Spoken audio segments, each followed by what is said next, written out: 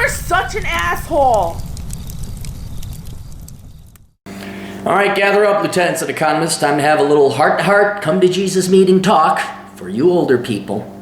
I get sometimes the older clients, and it's not to single out anyone, but they say, I'm looking for a job, and I'm afraid of age discrimination. I'm afraid of ageism. So I'm going to explain to you how to approach and resolve ageism.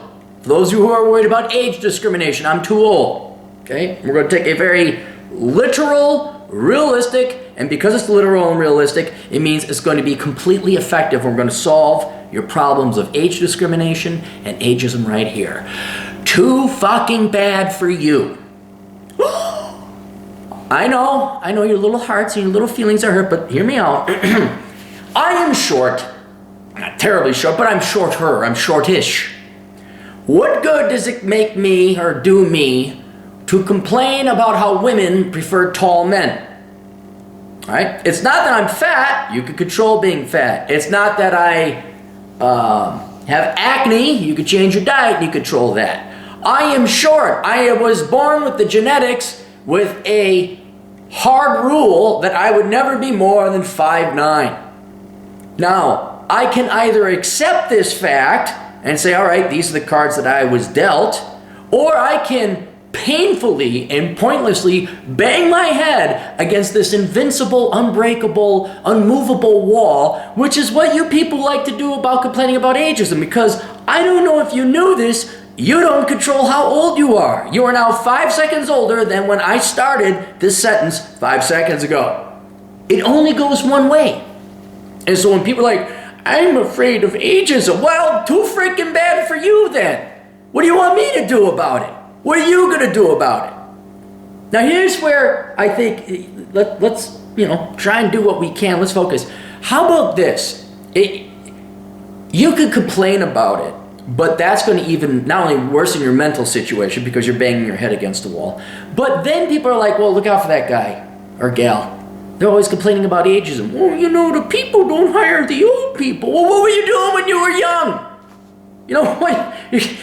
I always love when I get people that are in their mid-50s. I gotta change my job and get a career. Well, Grandpa, it's a little late for you, don't you think? I'm not a miracle worker. I can't help it that you fucked up for 6 decades, and now you're in the situation where you're on the precipice of retirement and you ain't got a 401k or an IRA. And now you're worried about age discrimination?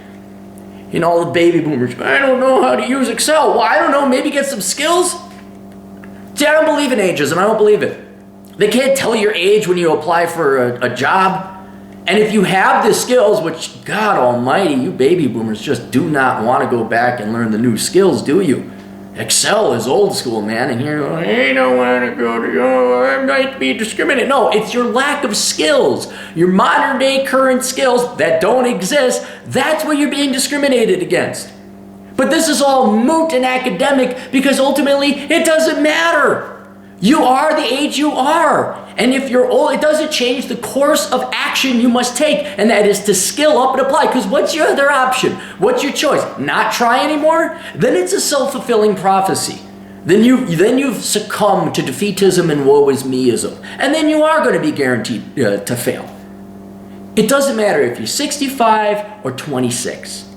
You have to apply, you have to get the good skills that everybody wants, you have to skill up, tool up, and you apply and you get shot down. And whether there actually is ageism or discrimination is irrelevant because it doesn't change your age. It doesn't change the course of action you must take. You must apply, you must skill up, you must work hard, you must do all that. Remember how you said stop your whining? I remember that, hearing that a lot when I was a kid from people who are now 60, but they were 30s in their time back then.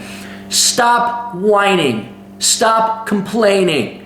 Does that sound familiar from the 70s, 80s, and 90s for some of you? Why is it the young people have to lecture the old people in this world? So, you could complain, but I'd recommend you do it in private. And you could contact your state, we ain't gonna get a law, because we don't have enough laws. Or you can just say, hey, wait a minute, before we start introducing more laws, am I really skilled up? If I look at my resume, do I have typing listed? Do I have Xeroxing and photocopy listed as a skill? Is the last skill I learned from Reagan's second administration? Well, maybe, maybe you might want to get with the times and freshen up that resume with some new skills. And maybe, no offense, you might want to shut the fuck up about ageism and discrimination and try your best anyway. Because you complaining about your age is like me complaining about my height. It ain't going to change. I find no point and purpose, no value comes from me complaining about something I don't control. And no value comes from you complaining about something you don't control. Anyway, I'm glad we had this father-to-son talk because apparently my generation is more mature than yours. So when you're like, oh, I don't know how to use Excel, oh, I don't do that Excel stuff, oh, I don't program HTML, you do that. Well, then maybe you won't be hired. Maybe, I guess, you really do have to look forward to that Social Security check. So stop your bitching, whining, moaning, griping, and complaining, and grow the fuck up. We'll see all you old farts later. Toodles.